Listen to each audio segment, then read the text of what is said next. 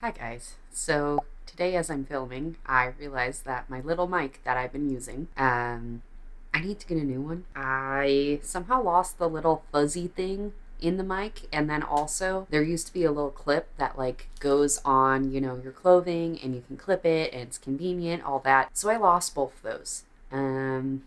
I don't know how because I put it in like the same little bin like behind me in this little bin here. So I'm gonna get a new mic. That's gonna happen soon. So today we're getting creative and I'm gonna get my band-aid and I'm gonna put the band-aid on the mic and I'm gonna put it like underneath my scarf. And yeah, magic with filming YouTube videos, guys. That's where I'm at in my life. I hope everyone is having a great new year when I post this. And we're gonna get into this video.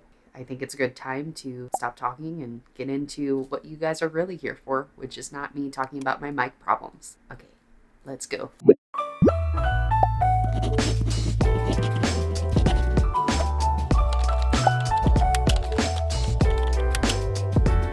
So the first question you may have is, what is a top 1% seller? How in the heck do you know if you're a top 1% seller? What differentiates you? Do you get a notification from Etsy or is it through an analytics tool? How do you find this out? So first of all, I do want to address that most of the time Etsy will not tell you you're a 1% seller. The only way to find out generally is going on erank.com. And then if you look in your store dashboard section, you'll get a little green banner like the one I'm going to put on the screen here. This is the banner I have received, which is really cool to see because I did not know I was a top 1% Etsy seller until halfway through last year, but I had that top 1% seller little banner for quite a bit and I just ignored it for the longest time and I thought that was so cool. So if you are a top 1% Etsy seller, that is how you can find out, and generally that just means that your store has a lot of revenue throughout the year compared to other stores. So you're in like the 1% bracket of revenue that is earned through sales and orders in your store compared to other stores on Etsy. So hopefully that kind of breaks it down to you. And I know a lot of people ask, what are the secrets? How do people get to that top 1%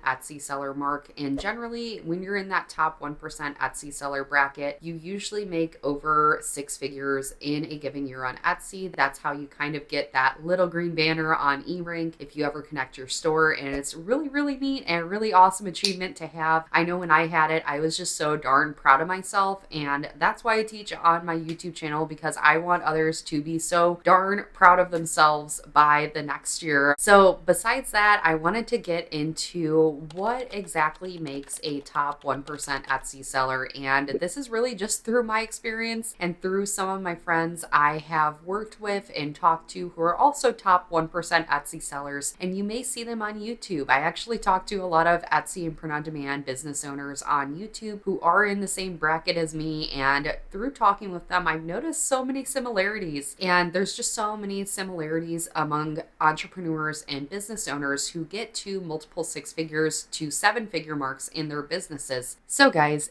if you are looking to become potentially a top 1% seller in the next year on Etsy, stick around for this full video and I'm going to go over those top 3 secrets. So the first secret of top 1% Etsy sellers is that we all understand that mindset is everything in these types of businesses and any business you ever create. When you create a business on Etsy, whether that be handmade or print on demand, this is a business, and a lot of the same principles of any business apply to this one, that you need to include marketing and strategy with anything that you do. You need to have a purpose behind your business and a target audience and so. So that's why I mention all the time about niches and design types and trends and also marketing fundamentals, because those are principles that in this business you still need to know. Now, there are a few types of concepts that a lot of us top 1% Etsy sellers adapt into our businesses. One of those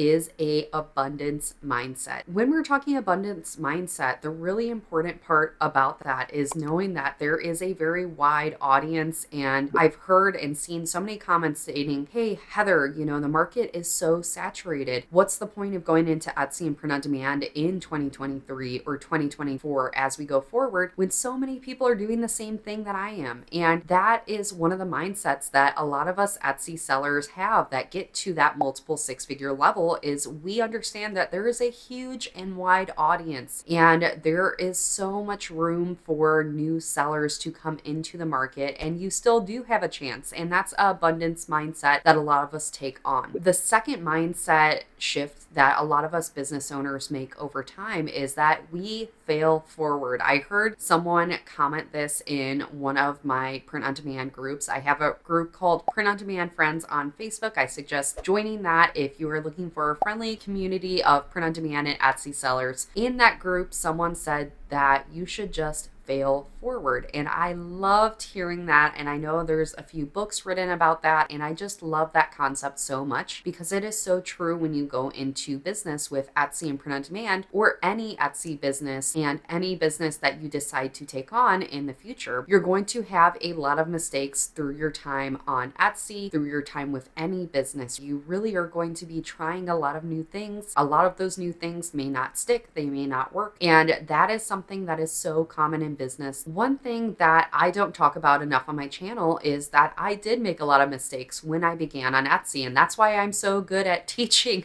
with Etsy and print on demand now, because I know all the mistakes and now I tell others to not make those mistakes. And that is something that you need to realize as you go forward is that there will be mistakes. There will be listings you're going to upload that might not get any traffic, maybe no views. And you will find what doesn't work very quickly on Etsy, as well as finding what does work. But there's going to be a lot of what doesn't work first, and then eventually you'll find those small amounts of items that really do work for your Etsy business. So that's something to think about as you go forward in your Etsy store and you're creating more and more listings. So the third mindset shift that kind of goes along with the last one that we were talking about with failing forward is that this is always a trial and error process. Again, you're trying so many different types of products, designs, and niches, target audiences, and it takes a lot of time and experience, and that experience is built through trial and error. So you're putting those listings onto Etsy. Some of them may stick, some of them might not stick, and you really need to get into almost an experimental mindset where you're looking at the market, you're looking at the product, you're looking at the demand for the product, and if the designs are good in that type of niche that you're creating designs for. So there's so many factors that combine into creating one of the next bestseller listings, and you really need to have that research mindset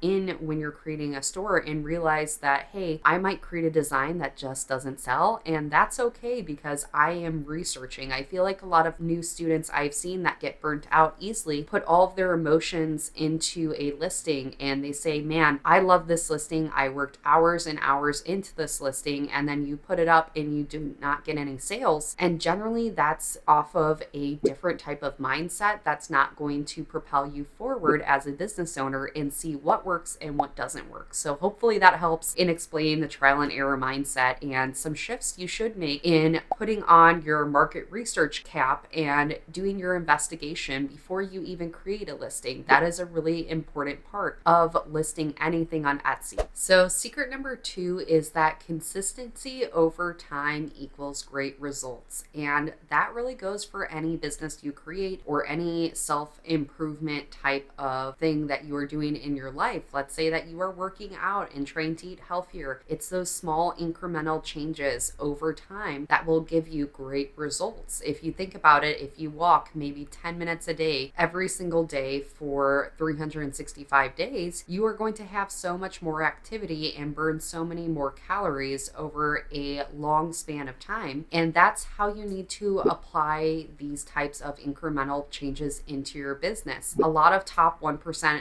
Etsy sellers did not just randomly become a top 1% Etsy seller. It took a lot of scaling over time that really isn't seen until you've built a store to this point where you start seeing that really quick scaling of, oh, this store has 300 listings. Now it has 500. Now it has a few thousand listings. And once they get to that few thousand mark, that's when they start seeing multiple six figures in a given year. But just like your store, if you just started it and you were new on Etsy, you won't have thousands of listings right off the jump. And with that being said, you don't want to upload hundreds and hundreds of listings and again, throw spaghetti at the wall, not know what you're doing, and creating listings that just don't sell. So what I'm saying in the second secret is to make sure that you are doing daily habits that will get you to that great result. So what can you do on the daily basis that's going to get you there? For me personally, that was uploading 1 to 2 designs a day. And sometimes I ended up revving it up to 3 to 10 listings a day. Then by the end of the year, I had over 400 listings within my first year on Etsy. And that's how I had multiple six figures in sales in 1 year on Etsy. So that's something that you need to account for is, are you doing those daily tasks that are going to get you to that great result? On top of me just doing that, I was reading books every single day as well. I would read a half an hour every single day, and over time, I just gained so much knowledge in business and in finance and what to do for maybe investing the income that I was receiving from my new income through Etsy. These are things that you should incorporate into your daily routines. And what can you maybe lessen a little bit more of? For me, I had to lessen how much I was watching movies and how much I was maybe playing video games. And instead of doing those things, I swapped it out for something that would get me to that great result at the end of the year, which was my multiple six-figure Etsy and print-on-demand business. So this second secret, I think, is the most valuable to this whole entire video, because here's something to think about as well. If you make those 1% incremental shifts in your life on a daily basis, even if it's less than 1%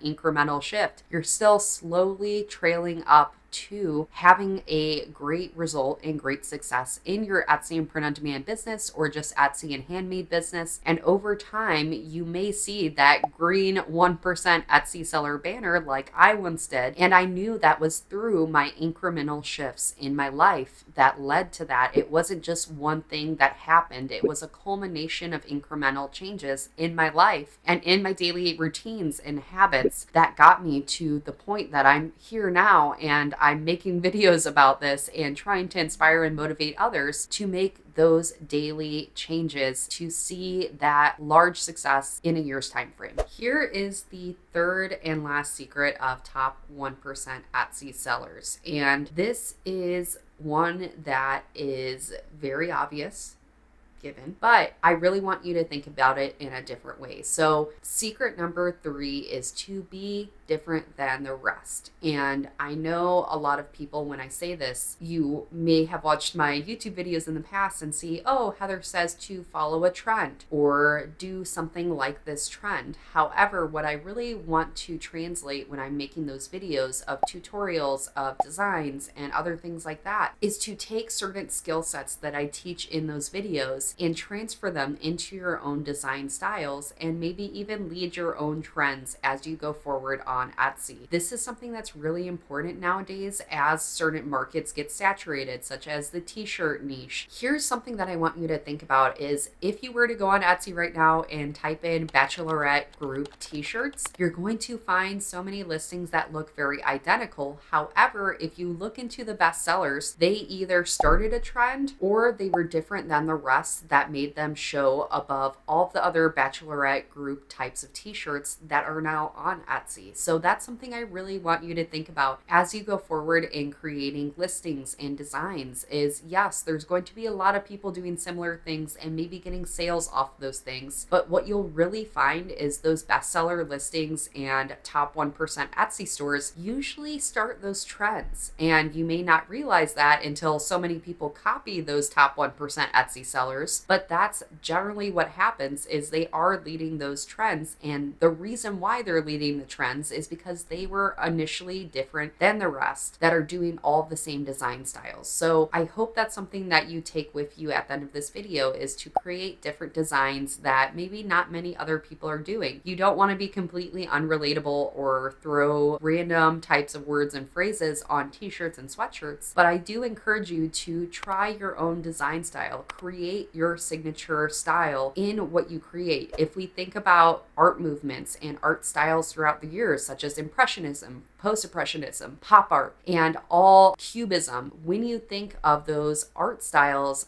who do you think of? And Impressionism, I generally think of Monet. Post-Impressionism, I think of Van Gogh. Pop art, I think of Andy Warhol. And then if I thought of Cubism, I'm thinking of Picasso. And not to say that we're creating these amazing art movements as we're designing, but I want you to think about that and think about your niches that you're designing for. Do you want to be memorable in those niches that you're designing for with your own design style? Or do you just want to be someone who's kind of following the leader and riding on trends and creating what everyone else is creating? Because that's really not a way that you're going to get your brand out there, your name out there on Etsy and get those sales over time. So that's just something I want you to think about at the very end of this video as well. Besides that, I do have a free live training called How to Earn Your First 10K with Etsy and Print on Demand. Links in the description below. And I am also running a special new masterclass called 6 Strategies to 6 Figures in 2023. So I would love to have you a part of my live masterclasses where you can ask me anything, usually in the last 15 to 30 minutes of those. So besides that, don't forget to subscribe and stick around for that blooper reel because it's probably coming.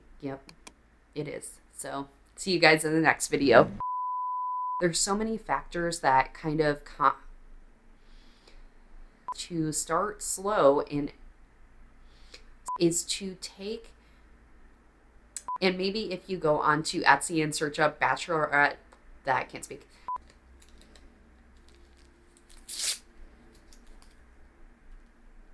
I don't have tape either. This is the struggle. You know, I'm not mad about this. I'm not mad that this is the only inconvenience in my day. Oh my gosh, this is like an ASMR channel now that I'm like just opening this Band-Aid. Cringe. Cringe is real. So what we're doing in our DIY YouTube channel today is I'm going to put this Band-Aid around the mic and we are going to attach it to underneath my scarf. And that will hopefully effectively get us sound today. I feel like I've always wanted to be like a news reporter of some sort. Okay, there we go. Ow. I hope that's good sound quality. We're going to find out in our test. And that's not sticking. This is great. So, the struggle is real. Well, you know what? It's not questionable.